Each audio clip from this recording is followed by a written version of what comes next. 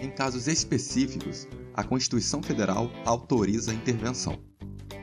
O Brasil, ele adota como forma de Estado a forma federativa, onde a União, os Estados, o Distrito Federal e os municípios são entes federativos e são dotados de autonomia. É o que dispõe o artigo 18 da Constituição Federal. A intervenção, ela tem o intuito de assegurar a manutenção da própria federação em situações que comprometam a estrutura e o equilíbrio do pacto federativo. E quem pode intervir? E em quais situações pode ocorrer a intervenção?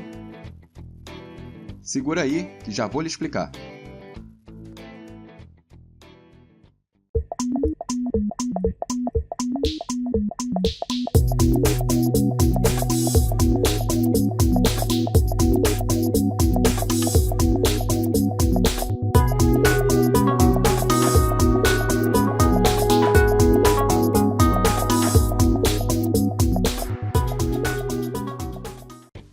A intervenção, ela está sujeita aos seguintes princípios. Princípio da não intervenção. A intervenção, ela é excepcional. Princípio da taxatividade. As hipóteses de intervenção estão previstas no artigo 34 e 35 da Constituição Federal, de forma taxativa. Princípio da temporariedade. A intervenção, ela é temporária e dura por período específico.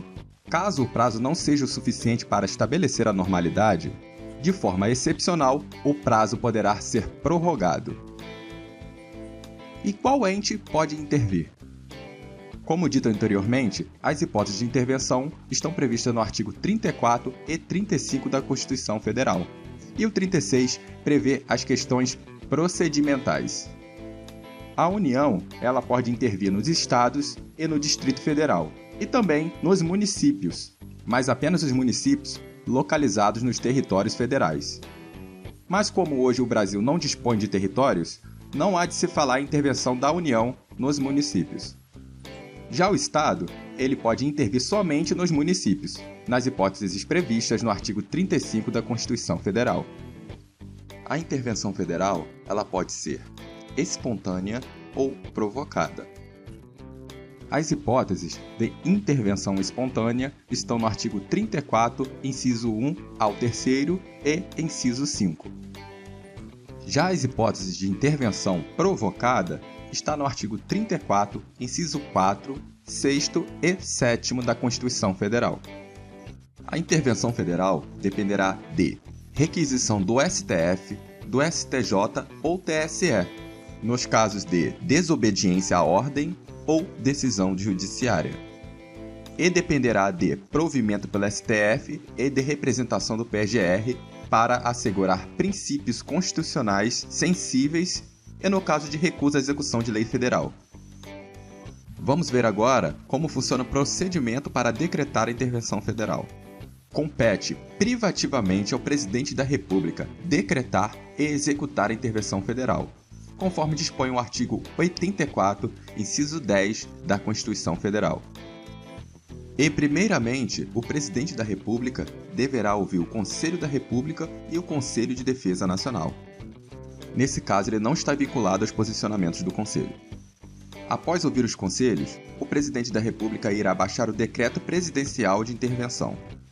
E o decreto deverá especificar a sua amplitude, o prazo, as condições de execução e, se for o caso, nomeará interventor. Após isso, o decreto será submetido ao Congresso Nacional no prazo de 24 horas. Uma observação: se o Congresso não estiver funcionando, será feita uma convocação extraordinária, no mesmo prazo de 24 horas.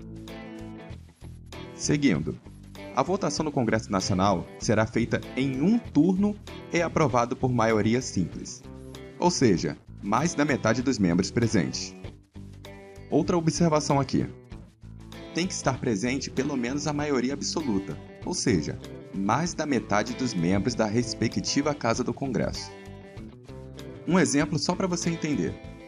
Ao todo, são 513 deputados.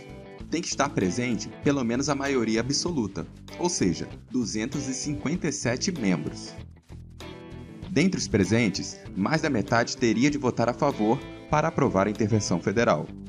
Então, se estivessem presentes 300 membros, para que fosse aprovada, deveria ter pelo menos o voto a favor de 151 dos presentes. Esse procedimento ocorre tanto na Câmara dos Deputados quanto no Senado Federal, ou seja, no Congresso Nacional.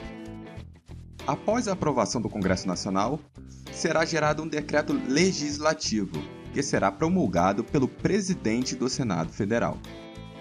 E cumprindo todas as etapas, a intervenção federal estará aprovada. Esse procedimento é dispensado nas hipóteses do artigo 34, inciso 6º e 7º da Constituição Federal. Nas hipóteses do artigo 34, inciso 7º, e no caso de recusa à execução de lei federal, será o caso de ADI interventiva. E o procedimento está previsto na Lei 12.562. Nessa hipótese, a representação será proposta pelo PGR e submetida ao STF. Durante a intervenção, a Constituição Federal não poderá sofrer nenhuma emenda constitucional. É o que dispõe o artigo 60, parágrafo 1º da Constituição Federal. Encerrados os motivos da intervenção federal, as autoridades que foram afastadas voltarão aos seus respectivos cargos. Isso se não houver nenhum impedimento legal que os impossibilite de assumir novamente os cargos.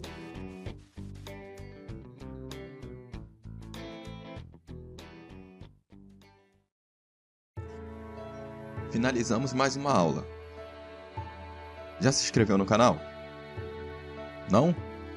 Então se inscreva e ative as notificações. Não se esqueça também de visitar o nosso site, tatudomapeado.com. Lá você irá encontrar mapas mentais para concursos públicos e exame da ordem. Irá facilitar muito o seu aprendizado nos estudos. Não se esqueça também de visitar as nossas redes sociais. Então é isso aí, galera. Bons estudos e vamos com tudo!